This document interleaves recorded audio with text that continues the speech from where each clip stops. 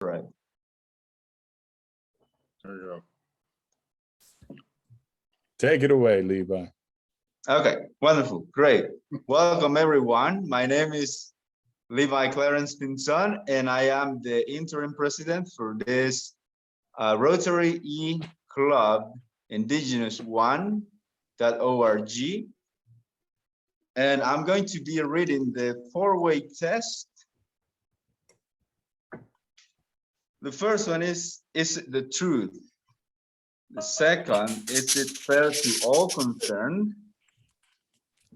The third one is, will it build goodwill and better friendship? And fourth, will it be beneficial to all concerned? So now I would like to introduce to every one of you our guest speaker for tonight. Her name is Sherry Chamberlain. She's from Canada. She's a past district governor, District 5060 of the USA and Canada, and also past president and founder of two Rotary clubs, one eClub and one regular, normal Rotary Club. So let's all welcome Sherry Chamberlain. And would you please tell us about yourself? Thank you, Levi Clarence, and I'm pleased to be here at the starting point of what will become a club one day. I'm looking forward to seeing your progress. What a great Rotary Club concept as well, and it aligns with next year's Rotary President's goals of diversity, equity, and inclusion, as well as creating different clubs. Thank you, Tim and Mike, for preparing me for today's meeting. So our district of 57 Rotary clubs in my area covers Central BC and Washington State, as Levi mentioned. We have over 2,300 Rotarians in our area, and the distance between one club in the south and the other in the north is about an 11-hour drive. Wow. So a little bit more about myself. I'm also an area Rotary Foundation coordinator, which means I help districts and clubs learn more about the Rotary Foundation and help inspire them to support the Rotary Foundation, which we use as an acronym called TRF. So you might hear that one day, the Rotary Foundation. I've been in Rotary for 21 years and have facilitated many educational Rotary sessions. So what is Rotary? So Rotary is a service organization originally for business professionals, and it's diversified to include women as recently as only 1989. It's also diversified into more varied occupations. So it's not necessarily a president of a company anymore or a doctor or a lawyer. There's various occupations. I mean, in my whole career of my Rotary life, I was in sales. I wasn't a manager. I wasn't an owner. And also various stages of people's lives. I'm retired now. So Rotary is very good for retired people as well. We do good in the world, in our community, and internationally. Rotary is a place to network. It's a place to meet new friends and build better relationships. Rotary started in 1905 with 5 men, businessmen, and has grown to over 1.2 million people.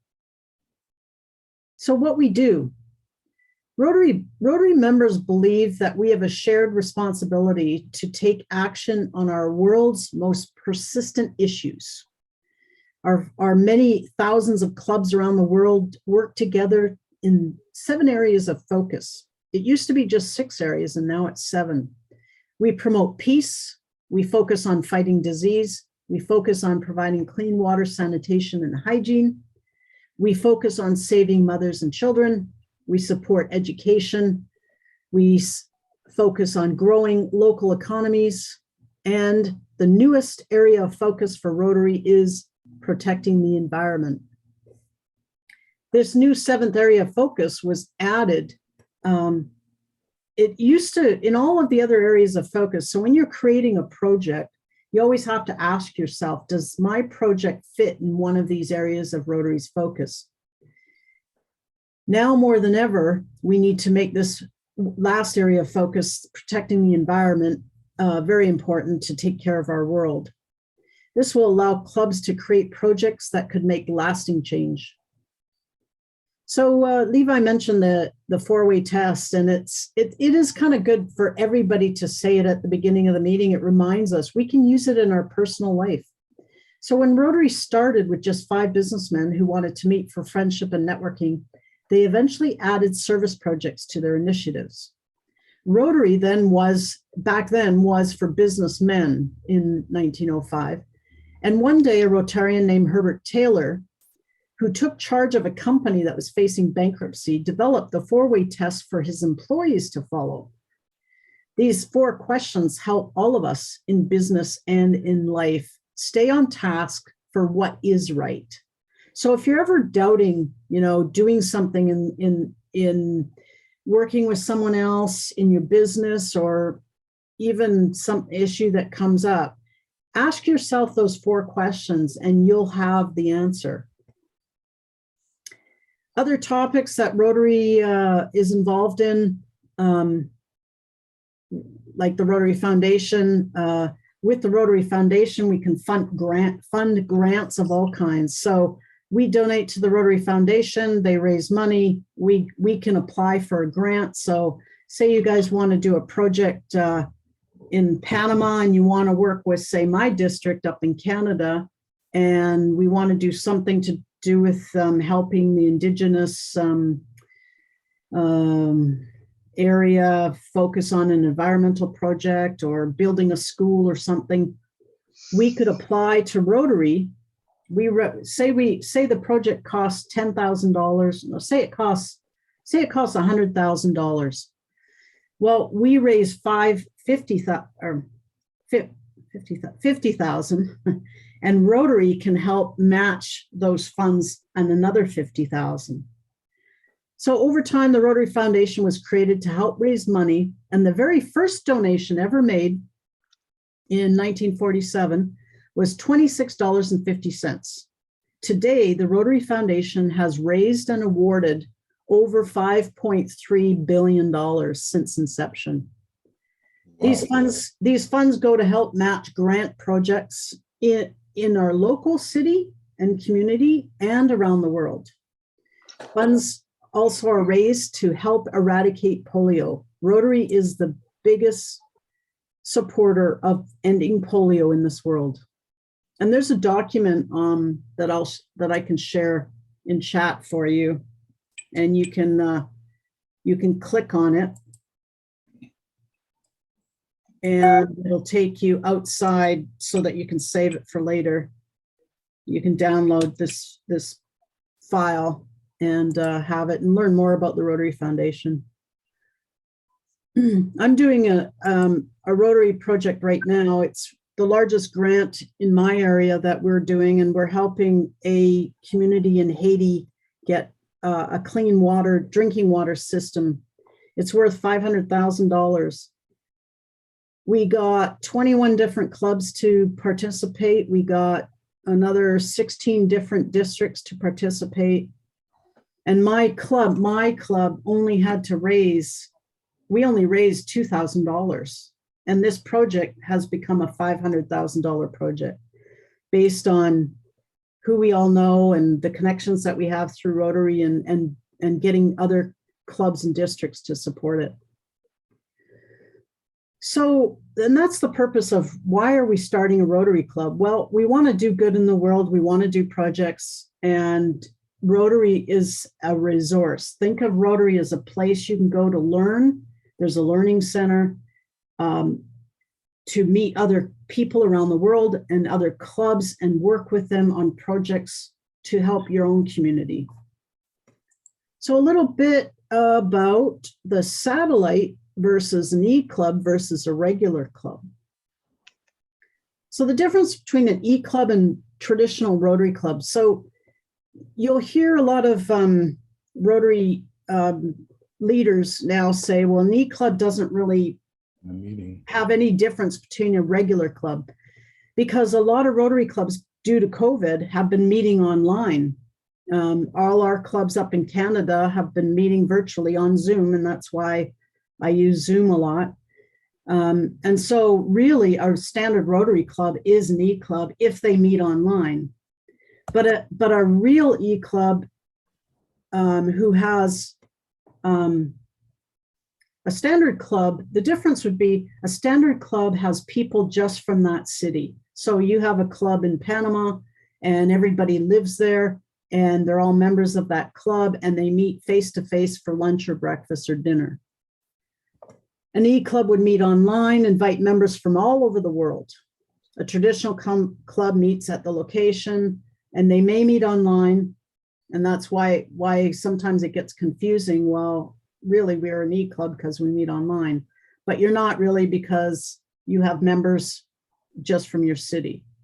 So the term eClub is starting to face, starting to become known as traditional clubs too. Traditional clubs meet at your city and eClubs can be international and meet online. The difficulties that eClubs face is if you only meet online, then if I can't meet any of you, I'm not going to get to know you better. I'm not going to engage. It's easier for me to quit the club because I don't know you well enough. But if we got to meet face to face, you establish better relationships. You end up, people end up staying longer if they have friends in the club. A bank location can be tough. The treasurer's job can be tough if you're a worldwide official eClub meeting online, because how are you going to manage your finances if you have treasurers that change different cities all the time? So one idea there you can use is maybe look at PayPal and do all your finances through PayPal. eClubs can do big projects, local or local not so much, because if you've got people in Idaho and you've got people in Panama and you've got somebody from Canada and you've got somebody from Africa, you're not going to want to focus on local personal cities that you're involved in. You may want to focus on international service work and work with other clubs in the same regard. A satellite club is, let's see, I think I mentioned this a little bit further here. I belong to a traditional Rotary Club that meets every Thursday at noon. So we had our meeting today in Kamloops, BC. We have about 56 members. We are location based. So all of our members live in my city, Kamloops. The other club I started is in the mountain area of my city, 45 minutes away. And it's called the Rotary Club of Sun Peaks. They're a tourist destination. They have 20 members, which is the minimum for a traditional Rotary Club to start or an eClub to start. They do community projects like bottle recycling and educational programs. This new club I just started is an official satellite club. We could call it an eClub because we're only going to be meeting online, because we are an eClub that has members from across Canada and soon to be attracting those in the United States. And you never know, we could attract people from overseas. So we are a satellite because we only have 8 people, and we're an eClub because we have people from all over the place. The term eClub is only used because we meet online. We are a satellite eClub. We are members in Rotary Eyes of the Rotary Club of Chelan. So a satellite club has to have a host mother sponsor. Ours is Rotary Club of Chelan in Washington. And so when we became a club, Rotary took our application for a satellite club, and they took all 8 people's application forms. They entered all the data into Rotary's database, and they let us know when it was ready. And in the Rotary Club of Chelan's website, because it's linked to Rotary using Club Runner, up popped all those names, and they are just like members of that Rotary Club of Chelan. So they're all listed there. Rotary Club of Chelan has a president. A satellite club doesn't have a president. They're called chairs. The nice thing about a satellite club that you'll like if you start with 8 people is that you don't have to have an official president where your district governor is going to say, please send Levi to president training session and he must go or else he can't be president. That's some of the rules that Rotary has. If you are an official Rotary Club, there's a lot of responsibility. The same with setting up a bank account. If you become a satellite, you can have your host club do a lot of that work, all that admin work, and the pressure is off. As soon as you become a Rotary Club, you're going to have a president, secretary, treasurer. You're going to have to report to Rotary International. Your dues are going to be more, well, they're the same prices if you're a satellite member. It's the same cost that Rotary charges you, but the pressure is less. So the host club and their members are listed under, they have admin duties. They enter the members for you. You don't have to enter the members into the website. They oversee what you do, but you have your own autonomy with the projects and the fundraisers you want to do. We did create separate bylaws. So whenever you're ready, I can share with you the Satellite Club bylaws if you want to start with 8 people. And we also have to follow their bylaws. Our Satellite eClub focuses on the environment. We meet on the 1st and 3rd Wednesday of every month at 5 p.m. Pacific time. We have 2 folks from Ontario, 4 from my city, 2 from a neighboring city, and 1 from Vancouver. Vancouver and my city are about 3 hours apart. And shortly we will attract folks from Washington. And on our first meeting of the month, we have a guest speaker. Then the second meeting, which is the 3rd Wednesday of the month, we do club business. So we'll all sit around like this and we'll chat about what project we want to do. How are we going to fundraise? Levi might make a presentation on what he's been doing for the club. Tim might mention how he set up the PayPal account, stuff like that. It would be called club business. The types of projects that we're talking about for our club is creating a pollinator highway that would connect all the Rotary clubs right across Canada. So we would encourage all the Rotary clubs on the main Trans-Canada Highway right across Canada at junctions of cities, and we'd ask them to create pollinator gardens to attract the birds and the butterflies and the pollinators, and maybe put up a peace pole along the way or something. We also might be focusing on helping to clean up rivers and watersheds anywhere in the world. We also have a focus on Indigenous people. So we want to attract Indigenous people as well. And we also want to do projects for Indigenous families, communities. So like, for example, I know one Rotary Club is helping First Nations communities with building libraries. The great thing about Rotary is, say you guys have a project in mind and you're an official Rotary Club or eClub or Satellite, and you want to work with us on something that is of shared interest, then we could actually apply for a global grant and fundraise half of it, and Rotary would help us get the other half of the money. Why did we start an eClub versus starting another traditional club? Well, we had folks from all over, and they didn't have, they weren't in the same location. They were from different cities, and that's why we started this. And eventually over time, people's interests showed that they wanted to focus on the environment. We have a defined focus and mission statement. So our mission statement is empowering communities to be in wise relationships with the environment and their economy. This statement came out of a visioning session we had. You've probably all heard of strategic planning sessions.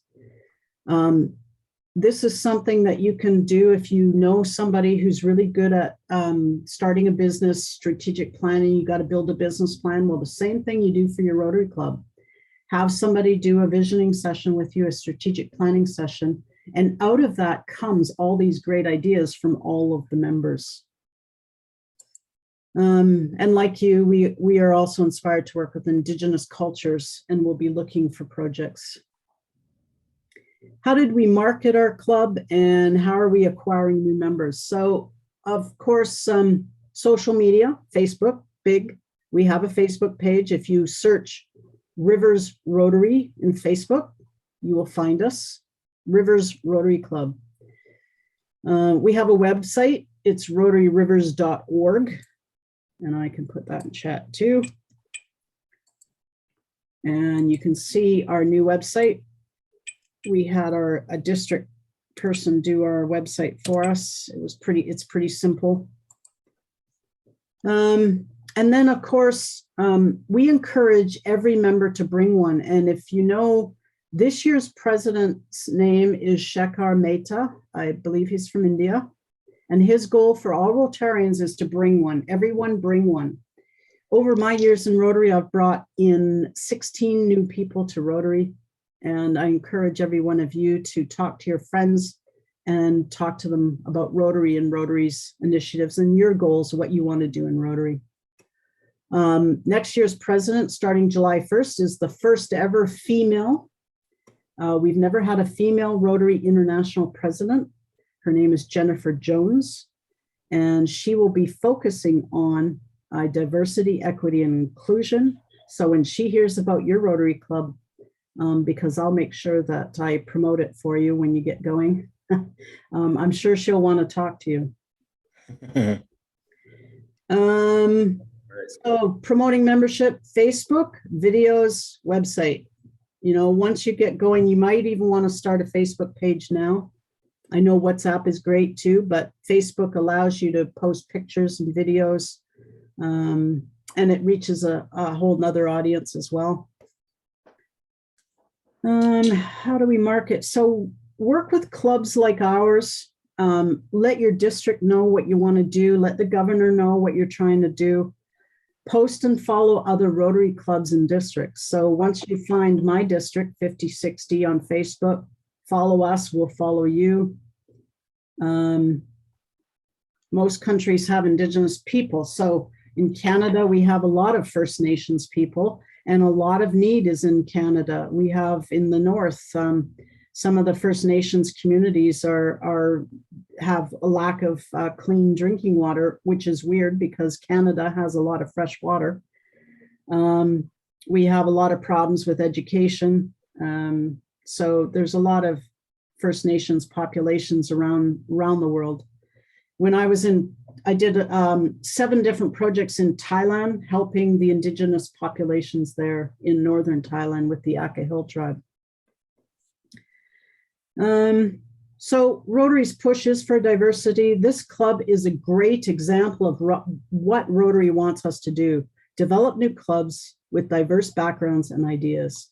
So I encourage you to keep going with this because you are right on the mark of what Rotary is looking for. They're looking for a group of people like yourselves to start a Rotary Club with these initiatives.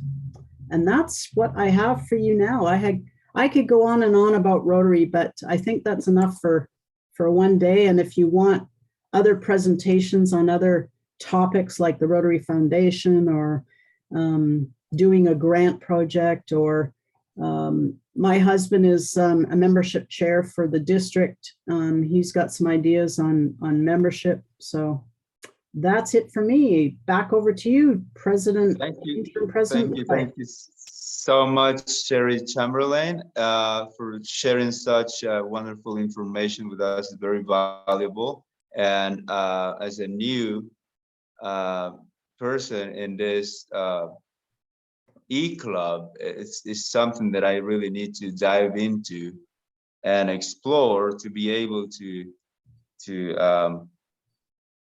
be up to date in whatever project we're going to be working on. So I thank everybody else who is here. Dr. Zellmer and Mr. Mike and Dan, I think he's an ambassador, and the people that I can't remember the name, that are a member of our group chat. I also give them welcome and thank you so much for your time, everybody. And I would like to know if anyone has a question, please ask now. I have a question about, for Sherry, what is a peace poll? So when I was governor, one of my initiatives was to get Rotary clubs to think about creating a pollinator garden, and with that garden, develop a peace pole. A peace pole is kind of like a symbol in our communities to show that we are a peace building community, that we don't want conflict, that we don't want, wars and all that. And it just symbolizes, and Rotary's area has an area of focus, which is peace and conflict resolution. So it follows along Rotary's guidelines and goals of making sure that clubs think about the peace side as well. And are they attached together, this the Pollinator Garden and the peace bowl somehow? Is that I've been doing that. Yeah, it could be one or the other. If you Google Rotary peace polls, you'll see so many great ideas. Huh.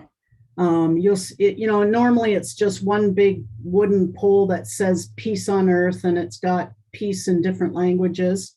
And then you might put a plaque at your garden with the Rotary logo and your name, your club name. And then you might it's a great hands-on project. You want to do a hands-on project, find an area of land that your city says, okay, you can put a garden here, and create it, with stone and plants of your area, and then put the peace pole up and a Rotary sign. And it's a great way to get the Rotary name out there as well. And with the Pollinator Garden, is there a place we could find more information about that? Yeah, just search Rotary Pollinator Gardens. We did one up in Canada here. Every place is going to be different, obviously, because you have different plants than we do that attracts the butterflies and the birds and the pollinators. And as you know, we need pollinators more than ever, pollinator gardens more than ever, because our environment is destroying our bees and so on. So if you can help build up those gardens, then and it's a great hands-on project for your club. The other question I had, my last question, was about the next step for us is, creating some sort of a mission statement, this visioning session or a strategic planning session. Do you have someone who could help facilitate that on live like this, that would be helping us? Or how, is there a plan that we can go through to do that? Something that's do you have an active district governor in your area? Yes. I'm friends with them, the past governor and the incoming, and the assistant to the vice governor. Ask them if you might have resources in your own district, a bunch of trainers like we do. So ask them if there's some support for establishing a visioning or strategic planning session for your club. Because what will happen is all of you will be along, and they'll ask you questions like, if you could do a service project, what would it be? And so you all write down your ideas, and they're shared. And then at the end of your strategic visioning session, you all get to vote, and the top one or two will be your focus. And that's how we arrived at our mission statement too. So we had everybody of our 8 people write what they thought their mission statement would be. And then we went through them and refined it, and we picked one of them. Another one was, well, what kind of fundraisers do we do? So we just brainstormed. Everybody shot out their ideas, what kind of fundraisers we could do as a group, wrote them all down, picked the top one, and that's what we're going to do. And so that's the kind of information you want to get out of a shared visioning session. Or is there like a template or a list of questions on the main Rotary website or anything like that, where we could download that for the vision quest? I could probably get you one. Every district is different. First ask your own district to see what they have. Sure. And if you have nothing, then let me know. Okay, will do. And you also should have an assistant governor that is in your area somewhere close. They're a first good point of contact. Okay. They're there for you. They're there to help you. Does Anybody else? anybody else questions? Actually, Sherry, you had put in the chat the Rotary Foundation Facts PDF, and that came through as a link on your local drive instead did of it? something from the web. Do you have a link to the copy on the web somewhere? I will find that for you.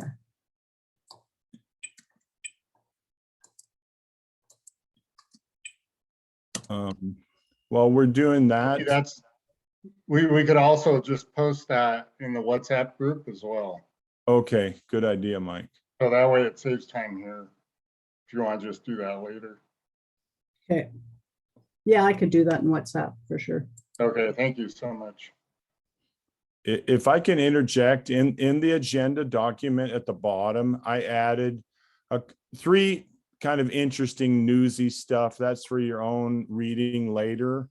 An NPR article, another thing, and then sort of a copy and paste of what it looks like when you're a full Rotary member in the Rotary.org members area site.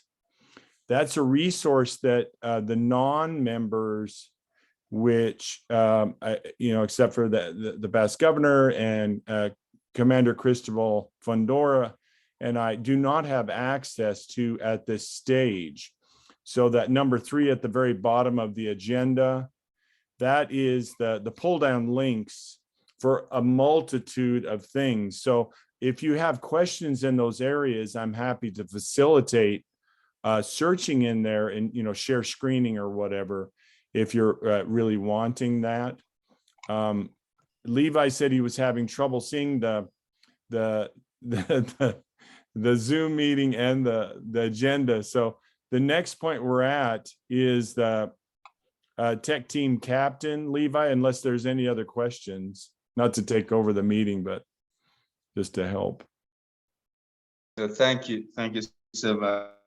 Well, Dr. Kruger isn't available at this moment, so Dr. Zellmer is gonna do his part. So please.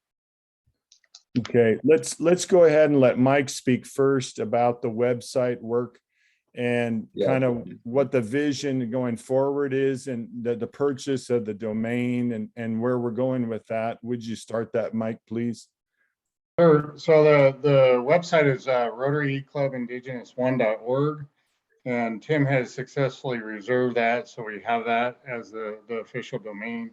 We're hoping to tie that into the main Boquete Rotary.org website, and we're also assisting them and helping them get their donations links and functionality working again, so they can pull donations in through their website, and therefore hopefully they'll assist us in getting donations as well.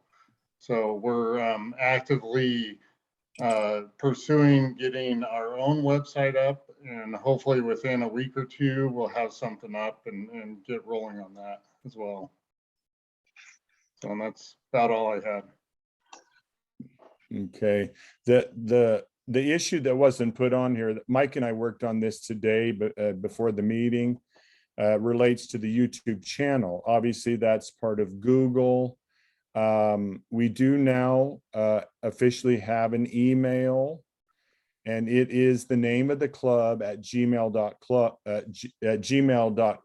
So it's RotaryEClubIndigenousOne at gmail.com. And with that, obviously has the associated ability to create a named YouTube channel.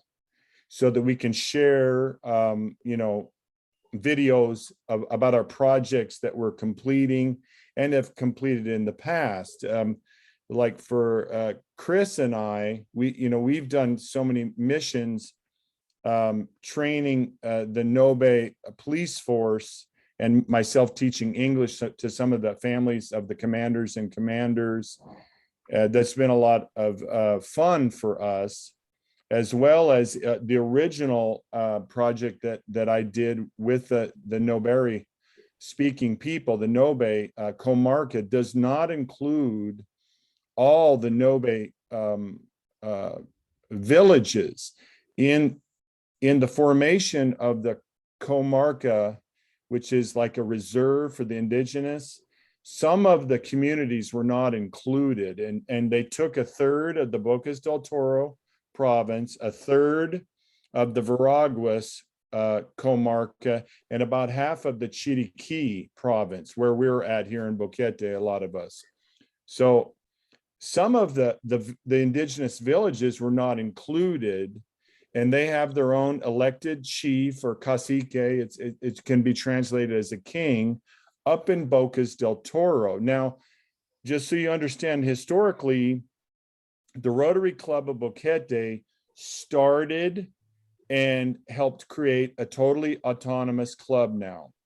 And I did the PETS, the president-elect training that we were talking about for Levi, and learned how to do a community survey. And that's when I discovered that the largest indigenous village outside the comarca, but in the province, is where their provincial level cacique lives. And they had a school that only went to 9th grade. And in all the years, they'd only graduated 6 indigenous kids from high school. That this was a terrible barrier because of distance and money to send them to a normal high school. So that was a project that they wanted and were willing to work with Rotary. This information can be, I think, pulled out and put onto the YouTube channel in our new channel, because that's sort of legacy work, working with we're a border town here. And also the work that we've done with our long-term partners who are very interested to facilitate projects that help indigenous populations, specifically historically here in Panama. And that's this collection, a large group of clubs in North Carolina, and then Wyoming, so that we'll put that on, links in that on the website to the YouTube channel. So I think that's what we're thinking will be the configuration, where you have a pull down, a description, and then you can see the videos and photos of projects that have been done in the past, projects that are ongoing by members of this group, and the vision for the future for project development. So I think, the tech team that Mike is leading, and some of us here have been kind of assisting and pushing that forward. We've made great strides. Chris is going to get me his images for and the videos that he's been capturing, and hopefully we can get that up. The portion here, as we go down through the agenda, the next, and was there any questions about the email before I go on, and the YouTube channel from anybody?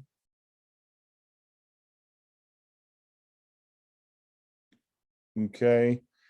The reason we'd asked Dr. Kruger, he's also on the tech team, and the current president, he's the incoming president-elect for the Boquete Club.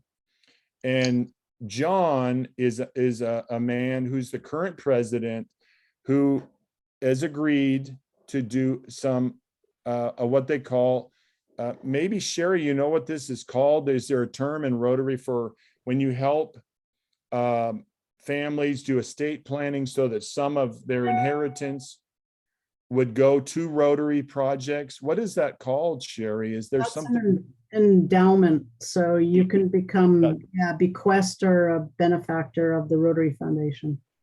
John is motivated to learn how to do that, to assist both the clubs, the Boquete Rotary Club and the Indigenous eClub number one.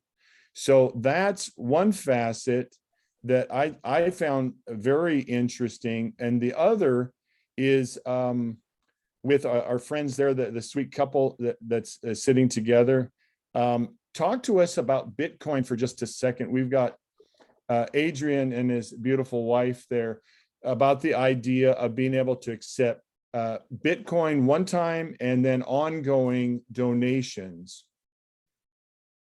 Well, with Bitcoin, there's a few different points. For one, you're able to transcend a lot of financial barriers very. The whole kind of point of Bitcoin is financial inclusivity. So, you know, unlike using a service like PayPal or the banks, you're not required to go through any form of financial intermediaries. And I'm certain that a large percentage of the people that we're working to help are part of the large population of people on planet Earth that are unbanked. And so we're really able to rapidly circumvent a lot of these barriers because basically all it requires for a person to be able to send and receive Bitcoin is to have access to a mobile device, and not even necessarily a very good one. So with that, we're able to circumvent a lot of barriers. And on top of it, we're also now beginning to enable people with a financial asset that's going to appreciate in value rather than doing what the dollar does, which is to depreciate in value. So we're also doing something that is going to be much more enabling and sustainable in the long term by using Bitcoin primarily. Okay. Is that something that you think that people that have Bitcoin, as far as the donation side, is sort of the topic of the ways we can accept, is that something that you could assist us? And how do we market this to people with Bitcoin? So that, how do we appeal to them or reach out to them that this is a possibility? Absolutely, yeah. I mean, this is our particular expertise. I think this is where we can assist and support people, and the key really just exists within educating. You know, the best marketing is really just to educate people, because we are of course dealing with something that is tech involved and very, very new, very nascent. So it's going to take time to, you know, to walk people along one by one. But at the same time, it's something that is very accessible and simplistic as far as actually using it on a day-to-day basis at a practical level. Not to mention that it's borderless. Right. So you don't have that issue of where to bank and all that. Yeah. For Well, an eClub. Kelly, I have a question for you. She assisted me in my first purchase of Bitcoin yesterday. I have a Bitcoin ATM at my hotel, and she's very pregnant. I'm on call in case the midwife doesn't come. I don't live that far away. And yeah, our next newest member coming right here. But I don't know if you're aware, Kelly, that the mother club, Boquete Rotary, has the Manchichi, and that's Nobere for mother and child, and that we're focusing on assisting the traditional midwives to become certified. And with the Bitcoin, I see that as I don't know how that fits together, but I wanted to bring up that issue. Saving women and children is one of the focuses of Rotary. I see that Commander Fundora is here in the room right now. Hi, Chris. And, you know, he brought in a lecturer about a PhD guy to talk to the police and the commanders about human rights of women and children and those sort of issues. And I just wanted to take a moment to acknowledge you and your little situation there. Any day now, I guess, is the story. Yeah, that's interesting that you bring that up, because where was it? Was it in Iran? That there was, you know, somewhere where women were having difficulty having jobs and getting Afghanistan, where they were trying to get their pay, but their men of their households would steal their pay. They were actually able to use Bitcoin in order to still get paid and be able to protect it and not have it be confiscatable. Yeah. So yeah, so that was one way that you know, women were actually using Bitcoin in a human rights kind of way. Yeah, you insulate yourselves and others by being on a Bitcoin unconfiscatable. So by removing any form of financial intermediaries or middlemen or watchdogs, yeah, you're also basically protecting yourselves from anyone deciding to come in and mess with you, basically financially. Yeah, some situations it's safer to have that than cash on your person that you have to hide, and right. And depending on your situation. So let me ask you the question then, Kelly and Adrian. On the side of you know, for the tech team work that you're both involved in, with Mike as well, how do you see that? Is there like an app or something that we could put on the website that you know of that would allow that? There are potentially options for that, and even possibly options for like recurring payment sort of type things. But you know, that's something that we'll have to look into a little more. But okay, you can even just simply post a wallet address. Yeah. Just as simple as that. And that's how a lot of places that do Bitcoin donations, like some independent journalists and things like that, they'll have a little donation page, and it's literally just their QR code and their address. Yeah, it's quite simplistic in that all you need to be able to receive Bitcoin is a wallet, which anyone can readily download for free on their phones. And once you've got a wallet, you've got a little wallet address or a QR code, and that enables you to publicly receive funds from anyone on the planet who also has Bitcoin. Wow, that's terrific. Are you saying, Kelly, if we just put that funny QR code thing, describe that? I didn't really know much about that before. So you mean if we just put that on there, they can literally scan the screen and give us money that way? Exactly. Yes. It's that simple. It's that direct. Yeah. So you're really saving yourself a lot of red tape, and you're giving, more importantly, you're giving access to everybody on the planet equally. Huh.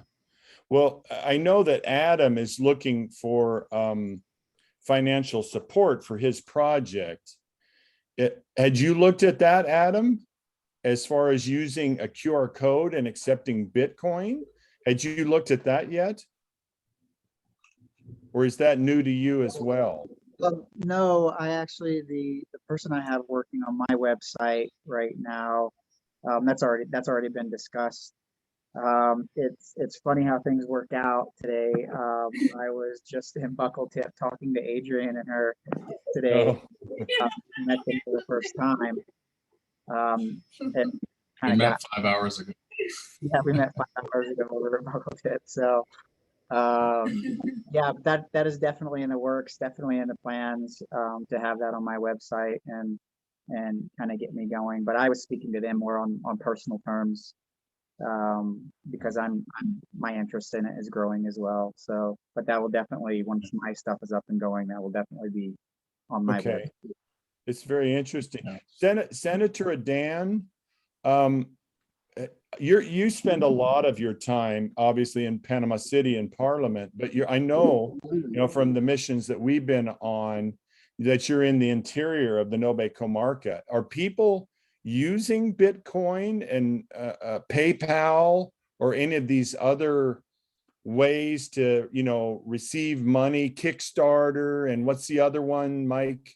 The PayPal, Kickstarter, and those sort of things. Are they using Bitcoin in the comarcas? No, they are not. As far as I know, I haven't seen anyone using that. Okay. They need to learn a little bit what not.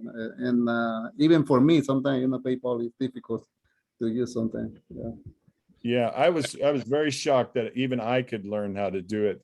They were very patient, and Adrian was comically recording Kelly and I going through the procedure of me putting $40 in my machine. I'd never really actually done this myself. So that's on the Hotel Central Boquete Facebook page. If you actually want to see, what a coin purse looks like on my phone and how it's actually done. They were taking cash out and I was putting cash in. I'd never really seen either one of them done. If there's nothing else about crypto coin or Bitcoin, the other issue is that we talked to David Simonson about the previous 501(c) tax-free for U.S. citizens donation, and that is going forward through John McGann. We had done that a couple times for donations, that they're just a facilitator. And I'd asked Sherry about that, if she could facilitate that as well. And we're thinking that we might be able to just put a form that would automatically go to the club and that they would handle that process, so that would be another way that we could receive, because many people are looking for a tax deduction type way to donate money to high quality projects, and that assigns it through that trust and long-term relationship with the Wyoming clubs.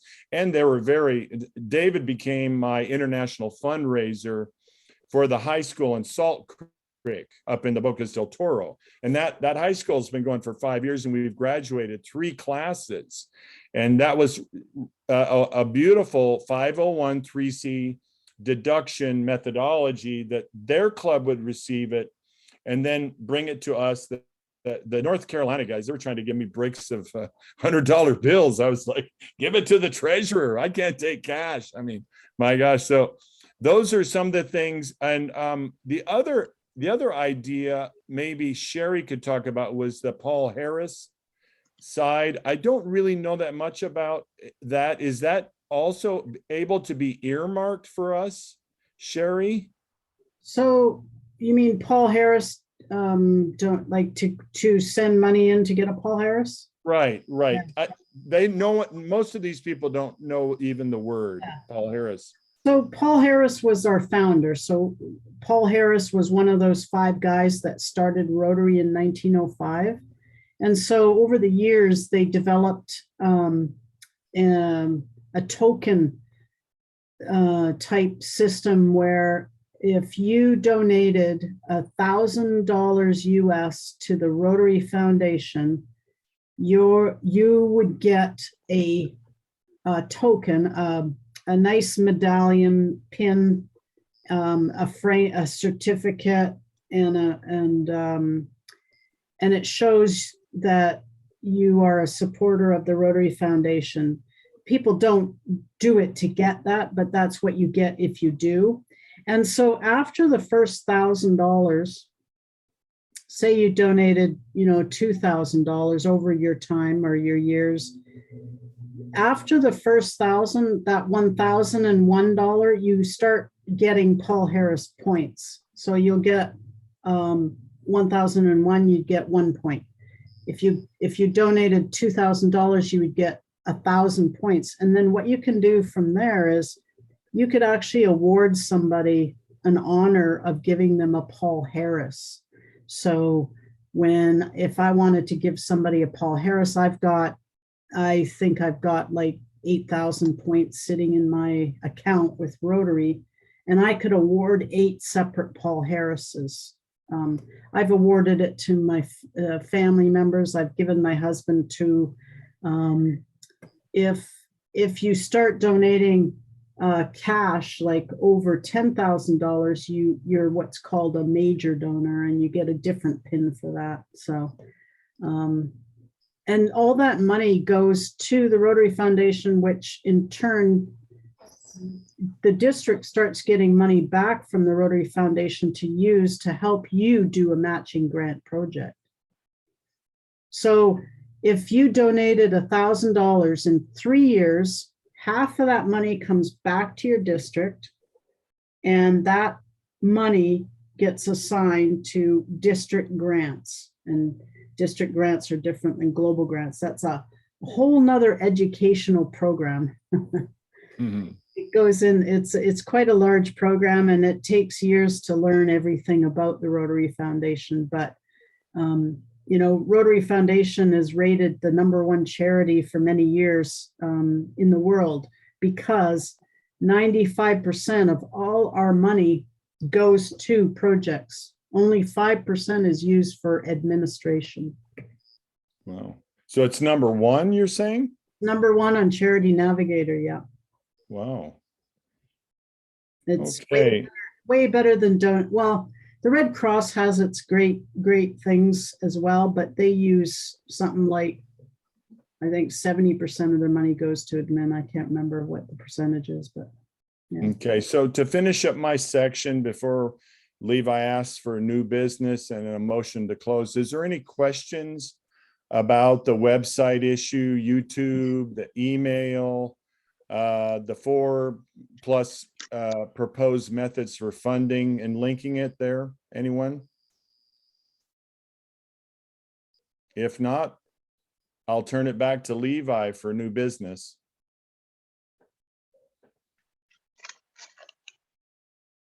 Thank you. So I would like to thank again everyone who's been present in this meeting tonight. Sherry Chamberlain, Mike, Adrian and his wife, Kelly, Adam, Adan, and Dr. Zellmer, also Chris is somewhere in there. Thank you so much. It is a huge project that we are undertaking here, and our main goal is to help the indigenous population starting here in Panama. And so there is so much work to do. And so I am very glad, very pleased that there are so many people willing to help. And as you can see tonight, we have about 8 people. And so I am optimistic and positive that this will continue to grow. And right now, at this moment, a business plan per se, because there are so many of them that I can go on and talk about several different, but it's mainly focused on education and helping the indigenous population in that field, also farming. But if anyone has any business idea, any plans, please also make your announcement. Otherwise, at the bottom of the agenda, I do have an idea for possible business plans. So this is just something to explore that I got involved in a little bit, maybe 10 years ago. So if we're planning on being through North, South, and Central America for a lot of this indigenous stuff, you guys know that there's sometimes a great disparity between, you know, the U.S. dollar and maybe, you know, the money in, let's say, like Ecuador. or El Salvador. Huge disparity of global value. The thing I got involved in about 10 years ago, I haven't done it for a while, is mine was more in Africa based, but people could do microloans, you know, so like a thing in the US, $100 isn't a huge amount of money, but you go to a place and take that $100 to a woman, you know, if you want to focus on women, or if you just want to focus on the general public, $100 is not much for somebody to give a microloan to, but that could be like $10,000, $20,000 equivalent in a third world country. And that $100 might be enough for somebody to start up a, you know, a fruit stand or a stand or a small business, you know. So finding these different locations to where $50 or $100 could be life-changing for a woman. Maybe she doesn't have other income, maybe she doesn't have other support. So having that availability, being like, hey, you know, you can have people, maybe you got, let's go back to Ecuador, maybe you've got that single mother, she just doesn't have the means to start, and she can apply and say, hey, I would like, you know, $100 US, and I can sell my crafts, or I can start a small business. And then somebody says, yes, I'll sponsor you. And it's not the cool thing about it is people don't feel like they're getting charity, right? They don't feel like lots of people don't like to take charity. They don't like to take those handouts. Basically, you say, okay, I have $100 US to lend, and you have 2 years to pay me back, you know, and it's nothing, and people aren't expecting to make money off of it, but it also gives that other person who's receiving it a sense of accomplishment, a sense of, hey, I'm repaying my loan, you know, I'm taking the steps, you know, and then when it's paid off, it's a huge, big thing to them. So it's not necessarily a handout or a charity that you're giving to the other person. It gives them a sense of, you know, accomplishment and a sense of purpose, and, you know, that they paid it back. And it was always a really cool thing. So, you know, $50 or $100 to somebody from the Western world is not much, but it could be life-changing to do that to somebody else. So I did that a few times. I think I lent like a total of like $500 to different, and you don't expect to make any money out of it. You know, I made like, and it was such a low return, like an ROI, you know, but that's not the point, right? So I made like $5 off my $100 investment that I loaned this person, and that's what it is. So I just thought it was always a cool idea, and it might be something to explore. And that could even be incorporated into Bitcoin too. You know, let's say this person in Ecuador doesn't have banking, they don't have anything. Well, set them up a wallet that they can get on. They can go to a cafe. Not everybody has phones, but it can be easily done. Set that person up with a wallet. And then if that other person that wants to help out and donate, they have Bitcoin, they can just transfer it to their wallet and they can start it up. You know, so that's another thing of getting around those borders and those banking issues and things like that. So I don't know, I think it'd be a good idea to explore. So I think maybe that's something we can incorporate, microloans to other countries or other people in other countries. That's an excellent idea. And I have three things, not really to present, but going forward, there's three other additional projects that over the next few weeks that will be having some information brought to the group. The first being the ag education for an heirloom seed bank, Seeds of Hope, and the Foundations for Farming. I'm going with some of the members of our group actually to the Comarca middle April for 5 days on a bed and breakfast in an island on a lake inside the Comarca. And we'll use those seeds for hope. And those are heirloom seeds that you can, you know, collect seeds and use them every crop. It's not like a hybrid seed. So that'll be something that we, as we're doing additional projects, we can bring along. I can certify you as trainers.